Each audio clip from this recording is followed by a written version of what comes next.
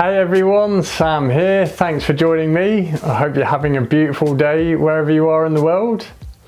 In this video, I'm going to show you how to paint trees and leaves. And like a lot of my recent paintings, this started off as a plein air painting and then I finished it off in the studio by adding some more details to it. So the first part of the video is me painting outdoors on plein air, and then the rest of the video is me adding more details to this painting in the studio. And I'll give you some specific tips on painting foliage and mixing some of those colours. If you like this video, be sure to give it a thumbs up and subscribe to my channel. Also, please share this video as well, as it helps my channel to grow. That would be very much appreciated. Now, just before we start the video, a quick word from my sponsor and then we'll get straight into the video. So if you're an artist or creative and you're looking to make your own website, then check out portfoliobox.net. It's an online website builder where you can create your own beautiful website to showcase your work to the highest standard. It's really easy to use, you don't need to know any coding. There's loads of different styles and templates for you to choose from, and the whole website builder works through drag and drop. Now you can start building your website right away, and then when you want it to go live, simply choose the plan that you wish to purchase. And right now Portfolio Box are offering a 50% discount on any of their plans for the first year by typing in the discount code SAMERP50, and I've put the link in the description box below and the discount code as well. Anyway, I hope you enjoyed this video. Get your paintbrushes ready and let's roll the tape. Alrighty, so I'm out driving in my local area and it's evening here and I'm going to go plein air painting. So I'm up in Northland, up in the northern area of the country, so quite near the top, and it's kind of bordering on the subtropics, but we've still got a lot of European trees planted here as well as native trees and Australian trees, but there's lots of these kind of dirt roads that go through the countryside. There's lots of people's farmlands and stuff, but there's just great subjects here to paint. We've got really nice rolling hills, trees and farm animals as well to paint. So I've come down here recently and I'm just going back. I came here yesterday painting and I'm just coming back to a spot that looked really good, and I'm going to have an evening paint. So I'll need to paint quickly because I've probably got about a couple of hours of daylight left. Let's see how we get on. Okay, so here we are. This is where I was painting yesterday, that tree there. We'll see if it'll be good enough for YouTube, but we'll see. Definitely, that painting needs a lot of work. I'm painting on an 8x10 linen panel, and what this is linen that's been glued to Baltic birch, and they're made by a company in the USA called canvaspanels.com. I love painting on these, and they are brilliant also for painting outdoors on plein air. I've toned the linen with a layer of burnt sienna, which just helps to warm up the painting as it comes through the paint layers. I begin sketching out my composition with a No. 1 round brush and burnt sienna that's mixed with Liquid Original. And as I'm using oil paint, the Liquid Original is going to thin the paint and also speed up the drying time. And this is really useful stuff for when you're painting outdoors as well, because quite often the medium will have started to dry a little bit by the time you finish up your painting, so it means you can just brush in a few extra layers towards the end. The colours I'm using for this painting include titanium white, burnt sienna, yellow oxide, cadmium yellow, cadmium orange, quinacridone crimson, ultramarine blue and phthalo green. And I'm using a range of No. 5, No. 3 and No. 2 flat brushes, No. 3 filbert brushes and No. 1 and 0 round brushes. Now, I love painting outdoors on plein air, and on this particular evening I just wanted to get outside and just paint something. And as I was driving along I was like, tree, that looks cool, I'll paint that. So in this particular painting, the tree is obviously taking up most of the composition and the painting itself is about the tree. So I made a feature of the tree trunk and some of the scaffold branches and leaves. Now when painting trees, especially on plein air, I've found it's easiest to paint them first and then paint the elements around them afterwards. This is because trees can be quite complex structures to paint. So if I can do the difficult bits first, then it's easier to paint around them afterwards. When I start a painting, I normally start by painting the dark values first, and as it happens the tree trunk is one of the darkest values in the painting. Value refers to how light or dark a subject is, and trees are some of the darkest values to be found in the landscape. This is because the foliage is often darker, especially in conifer trees, and you also get a lot of occlusion shadows in trees, especially in forests. Now when I was painting this poplar tree, it was a little bit tricky because the sunlight quickly disappeared right after I'd set up my Pochard box easel.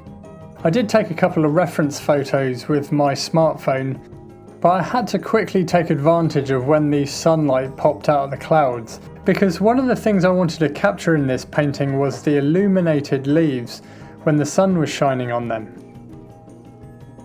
I paint the bark with a number 5 flat brush, and using a mix of ultramarine blue with some burnt sienna, a little bit of quinacridone crimson and some titanium white.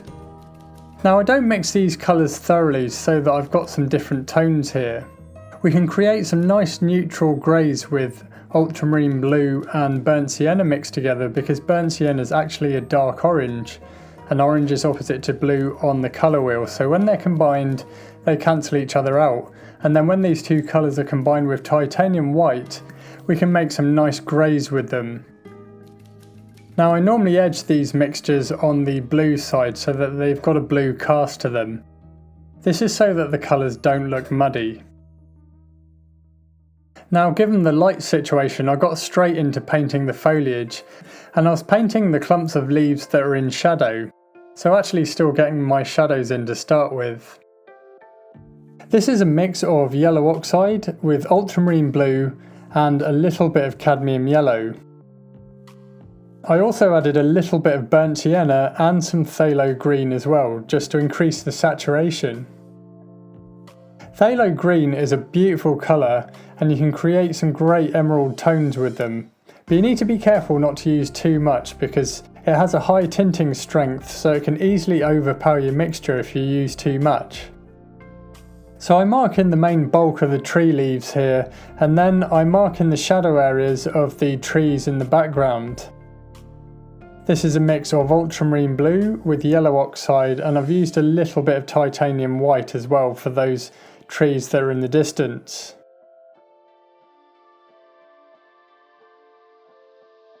Now once I've established all those shadow areas, I immediately get straight into painting the leaves that are being bathed in the full sunlight. There's a lot of translucency here as the sunlight's passing through the leaves. For this I mix yellow oxide with some ultramarine blue, then I increase the saturation of the colour by mixing in some cadmium yellow. I also mix a little bit of phthalo green, some titanium white and also some cadmium orange, and the cadmium orange just helps to make the green look more natural. I mark in the leaves with a number 3 filbert brush, and filbert brushes are great for painting leaves because the bristles have a nice rounded end to them, so you can use that for painting finer detail, but you can also use the broad end of the brush for painting more loose gestural marks. Next I switch up my brush to a larger number 5 flat brush and start painting in the areas of the grass that's in the full sunlight. Now grass is usually much lighter in value than trees, and I was actually able to use the same green mix that I used for the leaves, but I just added a bit more titanium white so that the value of the colour is a bit lighter. So I quickly marked that in, and then I just painted a few more shadows in the grass just to give the impression of some rolling hills. Next I move on to the sky, and this is where I'm going to be painting around the major areas of the clumps of leaves that I've just established. I start by painting the cloud shadows, and this is a mix of ultramarine blue with a little bit of burnt sienna, a small amount of quinacridone crimson and titanium white, so the same colours I use for the tree trunk but with much more titanium white. The cloud highlights are a mix of titanium white with burnt sienna, and as I said earlier, burnt sienna is a dark orange, so you get a nice orange glow when you mix this colour in with the white. I blend in some of this colour with the cloud shadows, and then I mark in some small areas of sky that's just peeking in through those clouds. And this is a mix of ultramarine blue with some titanium white. I then mark in those small areas of the tree trunk that's exposed to the full sunlight, and this is a mix of titanium white with burnt sienna and a little bit of ultramarine blue. Now once I'd marked in all these major zones, I just tidied up the painting a little bit and just marked in some of the areas that I'd not yet painted. Now as I finished up this painting, it was starting to get a little bit late and the sun was disappearing, so I knew that I was going to be adding much more detail to this in the studio, so I wasn't too worried that it was looking a bit rough at this stage. I had a fun evening painting this, and really I just wanted to get outside in the fresh air. When I took it back to the studio, I allowed it to dry for a few days, and then I began adding more details to this painting.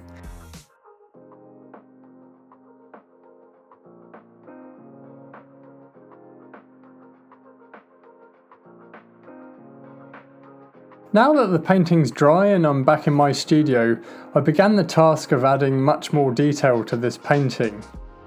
In general, I'm using the same colours that I used during the blocking in stage. I began by starting with the furthest zone away, and that's the sky, adding more layers to the clouds and the sky itself. I then spent some time adding some more details to the tree trunk and the scaffold branches. And in general, I was using the same colours that I was using during the block-in stage when I was out painting outdoors. This was a mix of ultramarine blue with burnt sienna, titanium white and a little bit of quinacridone crimson. I then worked on the grass, first of all painting the shadows, especially in the foreground, and this was a mix of yellow oxide with ultramarine blue. I increased the saturation of this mix with a little bit of cadmium yellow, and I've also mixed in some titanium white as well. I paint the areas of the grass that's in full sunlight with a mix of yellow oxide, ultramarine blue, some cadmium yellow, and then I make the value lighter with some titanium white.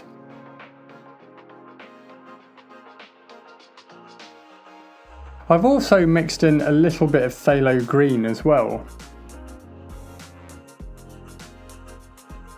To add texture to the grass, I also mixed in some more darker saturated areas of green. So what I did here was I took my existing green mix and added some more yellow oxide, cadmium yellow, ultramarine blue, some phthalo green to increase the saturation, and also some cadmium orange. Next, I paint the main areas of the leaves that are in shadow. So I'm going to need a darker green here, but I want to increase the saturation of the colour as well because they're right in the foreground. Now, using my existing shadow mix, I added some more yellow oxide, cadmium yellow and ultramarine blue.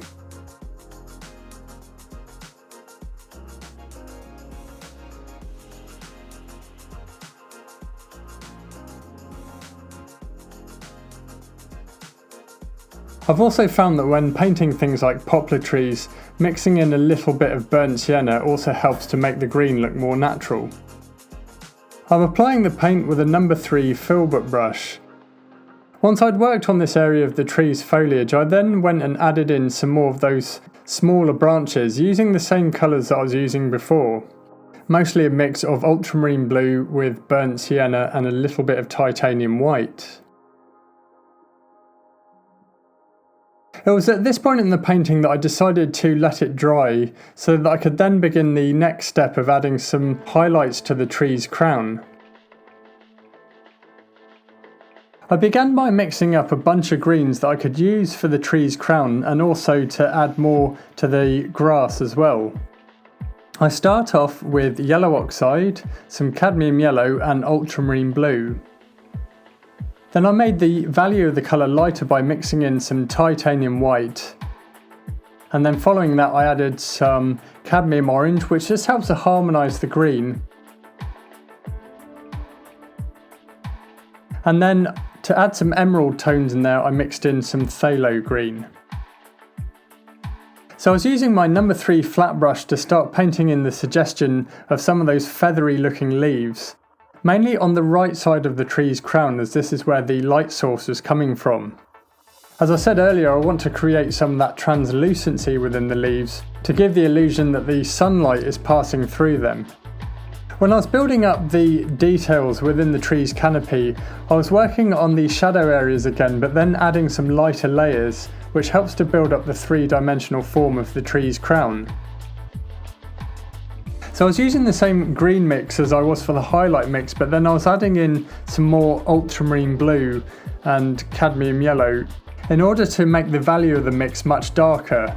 So I'm painting some of these halftones within the tree's crown here. Now, as I spent time layering the paint on, building up the details within the tree's crown, I started to notice a problem in the painting overall.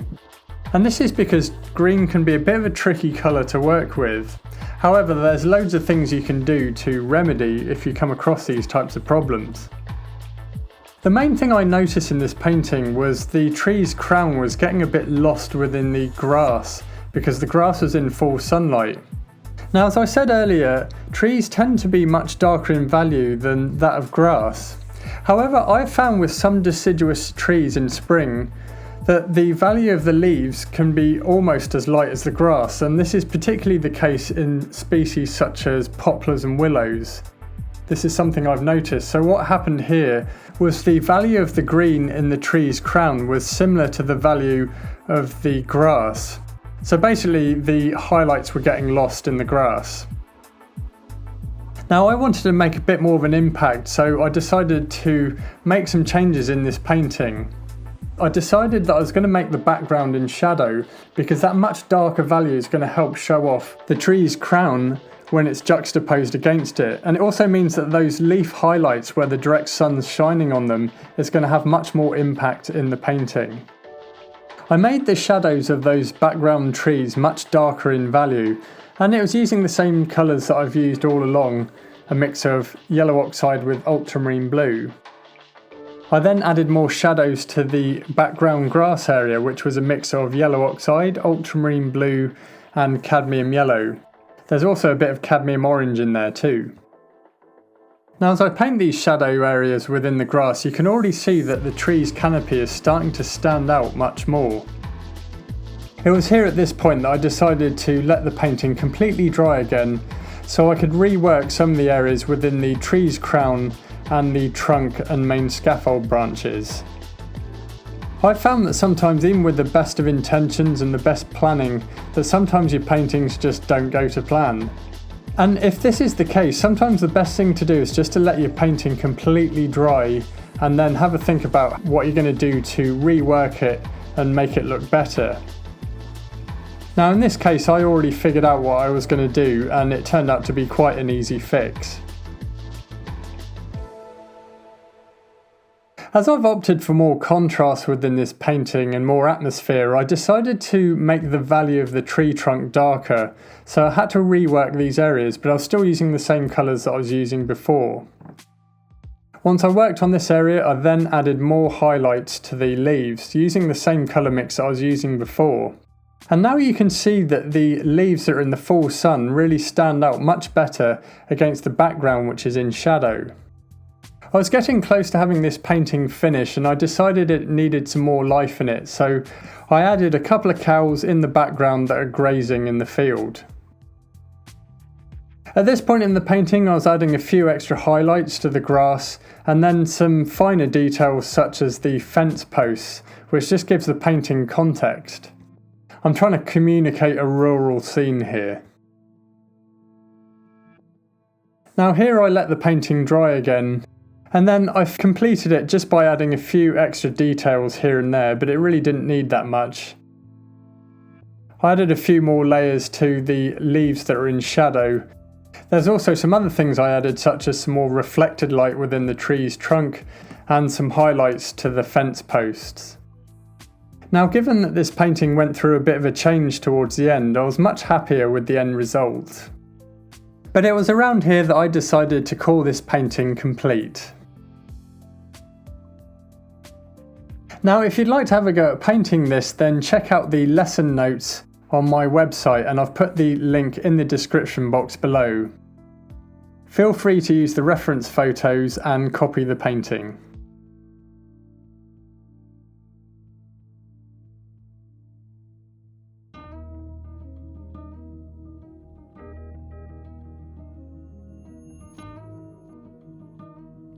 Thanks for watching. I hope you enjoyed this video, and if you did, be sure to give it a like and subscribe to my channel. Also, please feel free to leave me a comment in the comment section below. I read all of them and I do my best to answer all of them.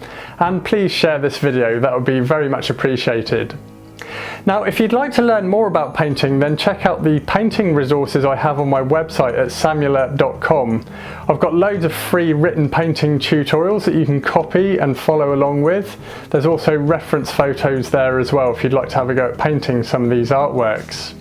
Now, I also have full-length painting tutorial videos available for sale from my website, and we go into much more depth and detail on a particular painting subject. So there's lots of landscape and seascape painting videos available there. Now, you can get instant access to all of my full-length painting tutorial videos by subscribing to me on Patreon for just $5 a month, or $51 for an annual subscription. And if you take out the annual subscription, you save 15%.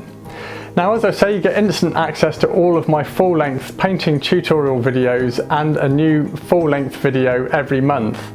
I also provide reference photos and lesson notes as well. So if you're someone that wants to improve their painting skills, or even if you're a complete beginner and you want to learn how to paint landscapes and other subjects as well, then this is perfect for you.